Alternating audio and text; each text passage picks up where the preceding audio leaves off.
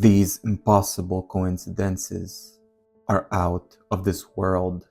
The magician has a normal deck of cards, and he shows the cards to the spectator to prove that the whole deck is shuffled and all the cards are different. He gives the deck to the spectator and asks the spectator to give the deck a few simple cuts.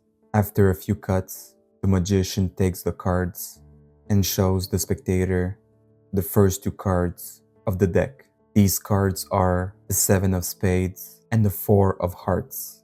Once the cards are remembered, the magician places them back on the deck, and he asks the spectator to give the deck one final cut in order to lose the 2 cards within the deck. When this is done, the magician takes the cards and informs the spectator that he will make 4 equal piles by dealing cards on the table, just like so.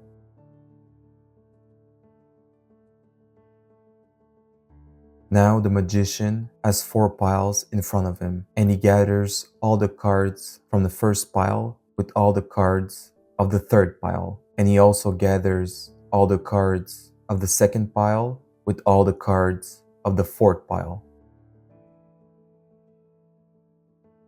To shuffle the cards even more, the magician asks the spectator to take a pile and shuffle it. Here's how he must shuffle it. He must deal cards on the table and shuffle the cards at the same time. He can also deal multiple cards on the table if he wants. When he's done shuffling the first pile, he has to follow the same steps with the second pile. At this point, the magician needs 1 red card and 1 black card. Therefore, he looks through one of the pile and takes out 1 red card, and he places it face up on the table. And he also looks through the other pile to take out 1 black card, and he places it face up on the table. The magician gathers the 2 piles to make 1 pile, and he gives this pile to the spectator.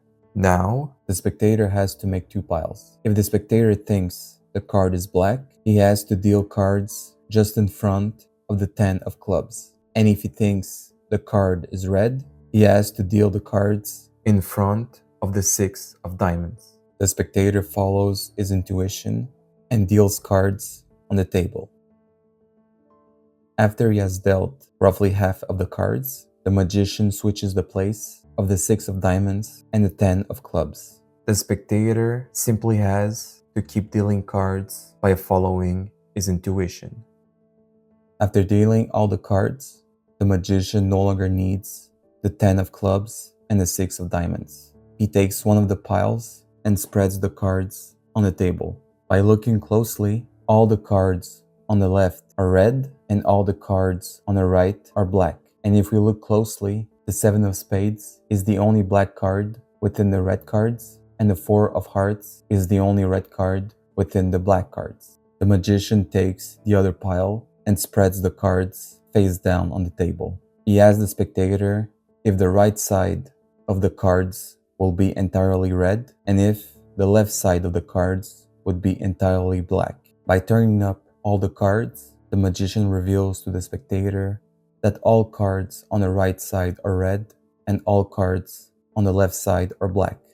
How impossible is that? To perform this trick, you'll need to set up the cards. Gather all the black cards into one pile and gather all the red cards in the other pile. And now, you'll have to create a sequence following this order. Black card, red card, black card, red card, black card, red card, and so on. Here's how.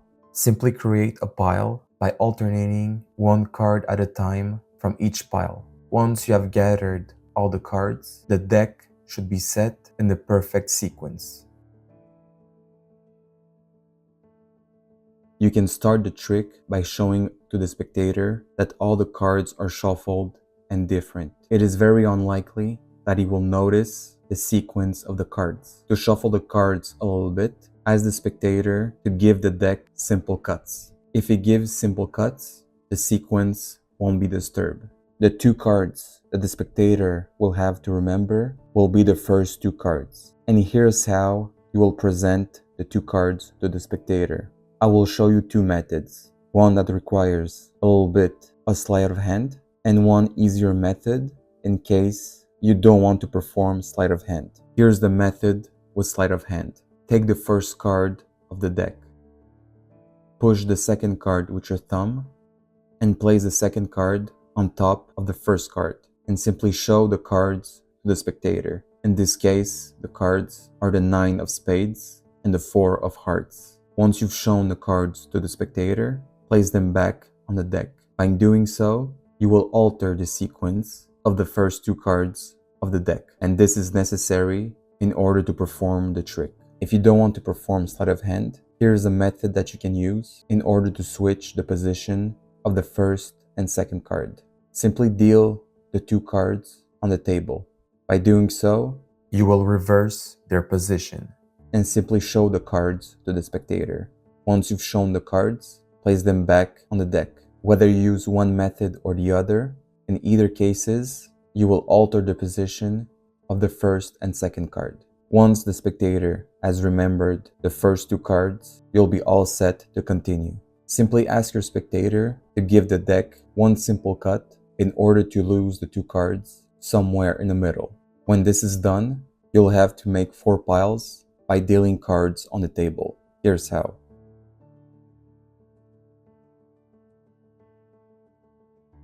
Now you have 4 piles in front of you. To continue the trick, gather all the cards of the first pile with all the cards of the third pile, and all the cards of the second pile with all the cards of the fourth pile. Ask your spectator to take a pile and to shuffle the cards. And to be sure that your spectator doesn't look at the cards, ask him to deal cards on the table and at the same time to shuffle the pile. If the spectator wants, he can also deal multiple cards at the same time. When he's done shuffling one pile, ask him to shuffle the other pile. To continue the trick, you'll have to deal one black card and one red card on the table. Simply take one pile. If you look closely at the cards, all the cards are black except one. This red card is one of the two cards that the spectator had to remember earlier in the trick. Simply pick any black card that you see and place it face up on the table. And now take the other pile.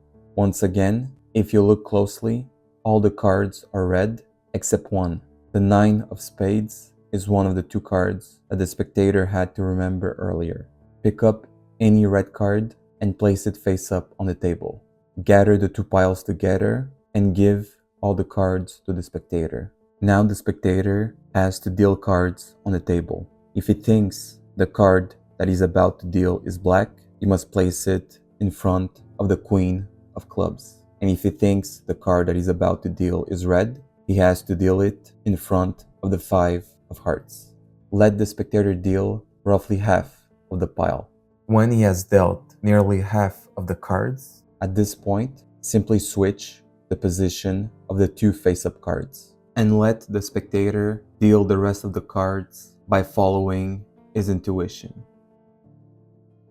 When he's done dealing the cards, you no longer need the two face-up cards. Take one pile and turn it face up. Simply spread the cards on the table. If you look closely, all the cards on the right side are black and all the cards on the left side are red, except the 9 of spades, which is located within all the red cards. And to create the reverse illusion with the other pile, in which all the cards on the right side are red and all the cards on the left side are black, simply spread the cards face down on the table, just like so. And to create the reverse illusion, simply turn all the cards face up, just like so. All the cards on the right side are red and all the cards on the left side are black, except the 4 of Hearts, which is located within all the black cards. And that's how you perform this trick.